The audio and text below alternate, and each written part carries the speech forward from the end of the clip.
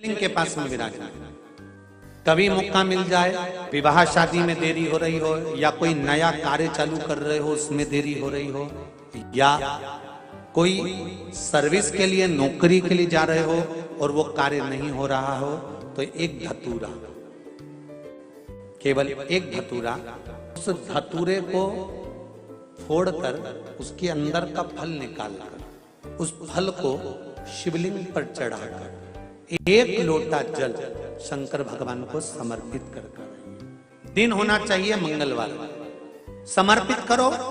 उसके बाद में आप विवाह के लिए अगर समर्पित करे हैं तो विवाह में देरी नहीं होगी, व्यवसाय और व्यापार के लिए या नौकरी के लिए समर्पित करे हैं तो उसमें देरी नहीं होगी।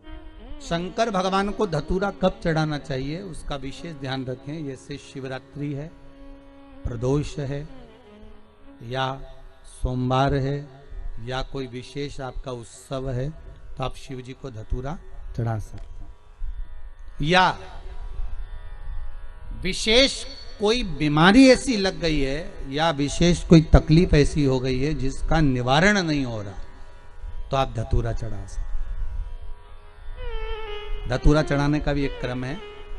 हल्दी में भिगोकर धतूरा चढ़ाया जाता है लक्ष्मी के लिए। चंदन में भिगोकर धतूरा चढ़ाया जाता है आयु की वृद्धि के लिए। अबीर, अबीर एक सफेद कलर का बॉर्डर होता है। अबीर गुलाल जो होती है, गुलाल में अबीर डलता है, चमकदार, आपने देखा होगा अबीर होगा। तो अबीर में धतूरा जो डुबोकर चढ़ाया जाता है, अबीर को लगाकर चढ़ाया जाता है, वो रोग मुक्ति का होता है। काय के लिए होता है? वो रोग मुक्ति, रोग की मुक्ति। धतूरे का भी एक स्मरण होता है महाराज। बहुत भारी रोग है, बीमारी लग गई है, डॉक्टर अपना काम कर रहे हैं, घर का व्यक्ति बहुत बीमार हालत में पड़ा हुआ है, तो बेलपत्री के वृक्ष के नीचे भी शिवलिंग का निर्माण कर कर एक धतूरा समर्पित करा जाता है, जिससे रोग से मुक्ति होती है।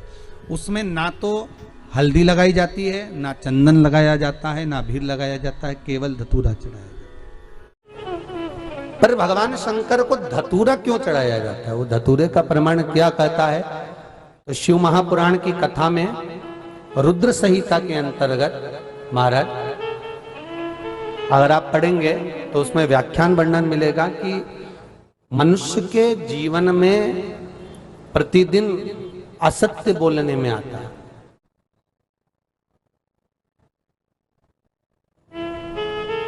उसके मुख से कई बार असत्य का संबोधन निकल जाता है, झूठ निकल जाता है, असत्य निकल जाता है।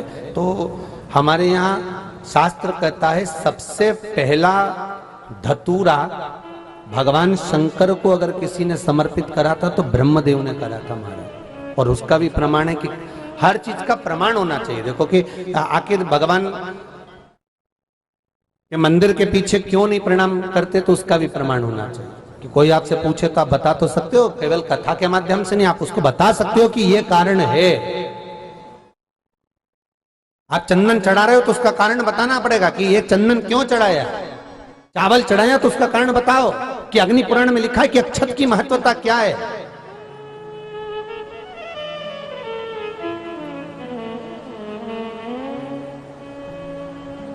बेलपत्री चढ़ा रहे हो तो शिवलिंग का प्रमाण वर्णन करना पड़ेगा, लिंग पुराण को उठाकर बोलना पड़ेगा कि ये पार्वती का प्रतिबिंब है, ललिता जी का प्रतिबिंब है, सती का प्रतिबिंब है। एक एक चीज को आज के समय में अगर आप किसी को कोई राय दे रहे हो, कुछ बता रहे हो, तो प्रमाणित करना पड़ेगा कि ये आपको यहां से इसका वर्णन है और आपको ये करना पड़ेगा, उसके अनुसार ये कर्म है। तो शंकर भगवान को सबसे पहला धतूरा भगवान ब्रह्मा ने चढ़ाया था। जिस समय भगवान ब्रह्मा का सिर कट चुका था, अभी आप आगे कथा सुनेंगे, ब्रह्मा का जब सिर कटेगा उसके बाद जब वो स्तुति करेंगे तो देखो भगवान शंकर को प्रसन्न करने के लिए धतूरा चढ़ाएंगे। शिव जी उनको कहते हैं ब्रह्मदेव, ये धतूरा आपने मुझे चढ़ाया है।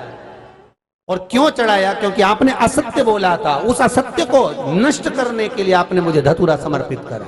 इसलिए हिंदू धर्म में नियम है, महीने भर में, 2 महीने में, 4 महीने में, 6 महीने में, साल भर में 2 साल में, 1 साल में कम से कम 1 धतूरा शंकर भगवान को समर्पित करना चाहिए। जिस दिन धतूरा समर्पित करो उसके पहले जितना समय निकला उसमें आपने अगर झूठ बोल भी दिया हो तो भगवान शंकर उसको नष्ट कर दें, इसीलिए उस धतूरे का समर्पण होता है।